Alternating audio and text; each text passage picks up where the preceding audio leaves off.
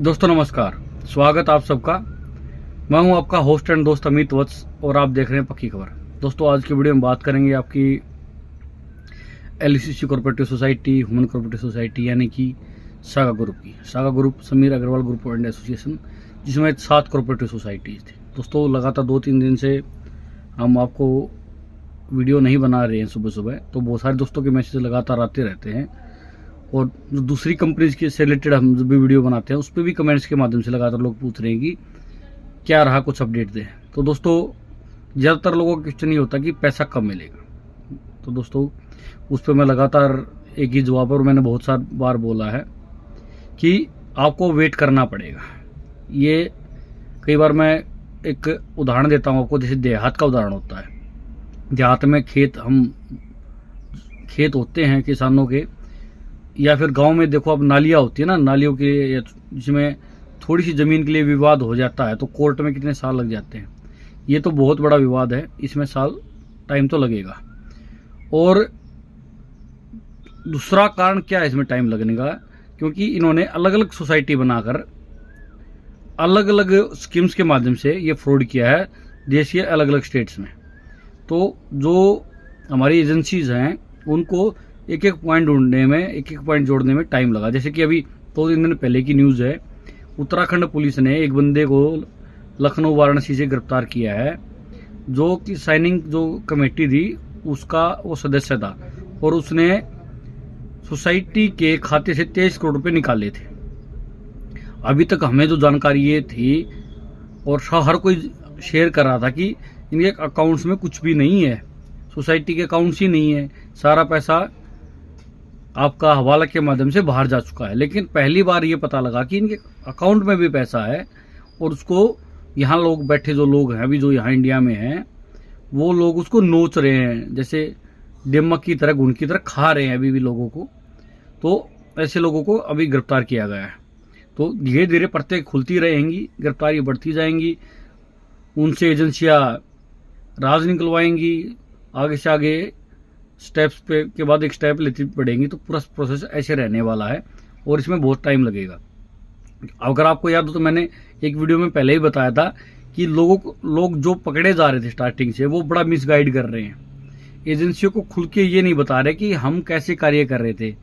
वो अपने से ऊपर जो बंदा था, जिसके माध्यम से उसने काम किया, या जिसके माध्यम से वो कैश दे रहा था, या जिसके माध्यम से वो पैसा ले रहा था, उसका नाम नहीं ले रहे थे। ये अभी तक जो टॉप 5 लोग हैं जो गिरफ्त से बाहर है, उनका नाम लगातार लिया जा रहा था। यहाँ तक कि जो एरिया या जोनल हेड्स थे, उनके नाम भी लोगों द्वारा नहीं लिए गए थे। लेकिन जैसे जैसे शक्ति बढ़ती जा रही है प्रशासन की, वैसे वैसे ये लोग नाम ले रहे हैं। हालांकि आप इसमें ये भी कह सकते हो कि जी प्रशासन इन्वॉल्व ही नहीं था तो ये इतने साल तक चलती कैसे रही। इसकी मैं आपकी बात से बिल्कुल इत्तेफाक रखता हूँ, आपकी बात में बिल्कुल ये कहता हूँ कि जायज़ बात, आप सही बात कह रहे हो। देखो दोस्तों, चलने में अलग सिस्टम था कि चल कैसे रहा था, किस प्रकार से उन्होंने चलाया था, या किस किस का सहयोग था।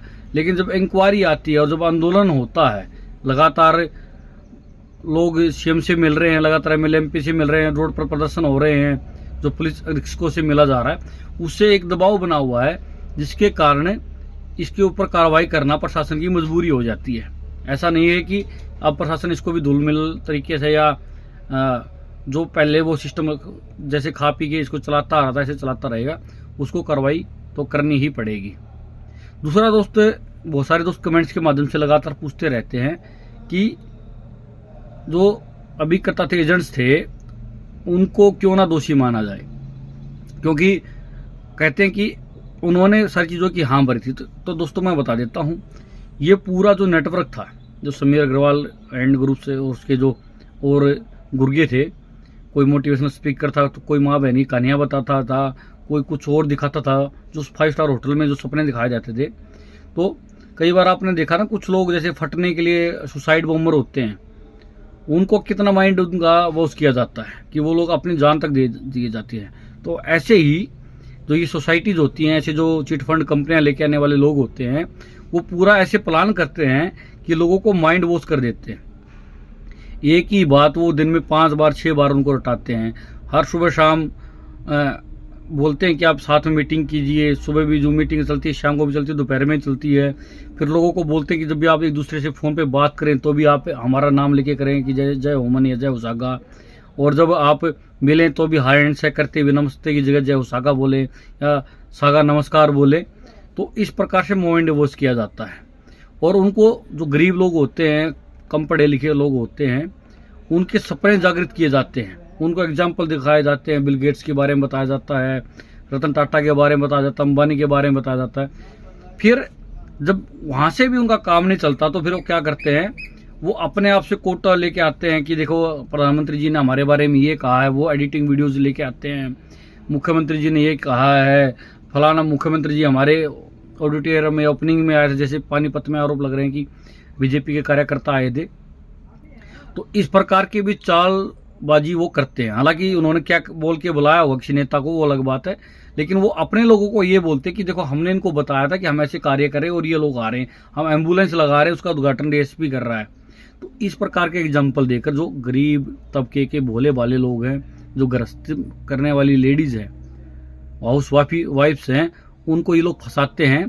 क्योंकि वेल एजुकेटेड लोग तो इनके काबू में नहीं आते हैं, लेकिन जो कम पढ़े लिखे लोग हैं, जो पैसों के लिए संघर्ष कर रहे होते हैं, जिनको परेशानियों का सामना करना पड़ता है, वैसे लोगों को स्टार्टिंग में चंगुल में फंसाते हैं।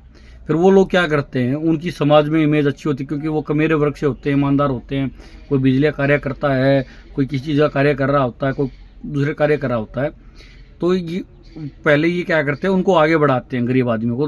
तो फिर वो क्या करता है, वो सबको बोलता है कि देखो मैंने इस बाबूजी की बात मानी, अपने सीनियर की बात मानी, इसने मेरे को मेरी साइकिल पर चलने की औकात, इसने मेरे को गाड़ी में बैठा दिया, अल्टो में बैठा, स्कॉर्पियो में बैठा दिया।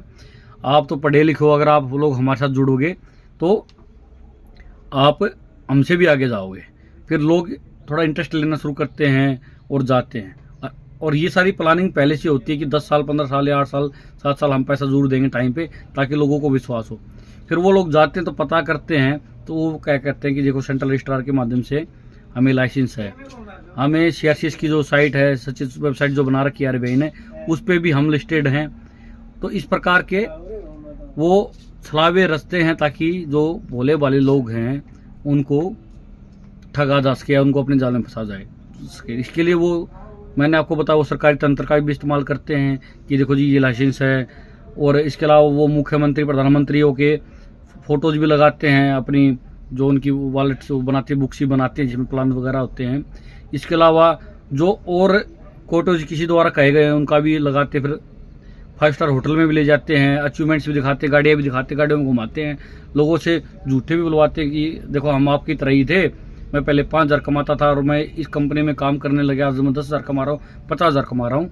तो इस प्रकार से प्रोपेगेंडा रच के वो लोगों को अपने जाल में फंसा लेते हैं। फिर ये मोटिवेशनल ट्रेनर रखते हैं जो कि बिल्कुल जिनका काम ही लोगों को मोटिवेट करके, मतलब माइंड वॉश, मोटिवेशनल का मतलब होता है माइंड वॉश करना ऐसे सेमिनार्स में। तो वो माइंड वॉश करते हैं, वो बताते हैं कि हमने MLA को ट्रेनिंग दी है, मैंने जिनको ट्रेनिंग दी वो IAS हैं, 1-2 IAS के साथ फोटो होते हैं, उनके मंत्रियों के साथ फोटो होते हैं, उन फोटो को दिखाते हैं। हालांकि उन्होंने क्या बोल के फोटो खिंचवाया वो लेना देना नहीं होता, लेकिन वो उनको बोलते कि जी मेरा ट्रेंड किया हुआ बंदा है।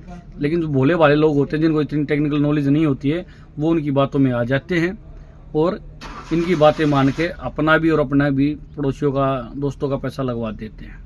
तो दोस्तों, तो प्लीज़ इनको परेशान ना करें। वो उनको इतना अगर नॉलेज होती, पता होता, तो वो इस चंगुल में फंसते नहीं, इनको फंसाया गया है। तो दोस्तों, आज की वीडियो में इतना ही था।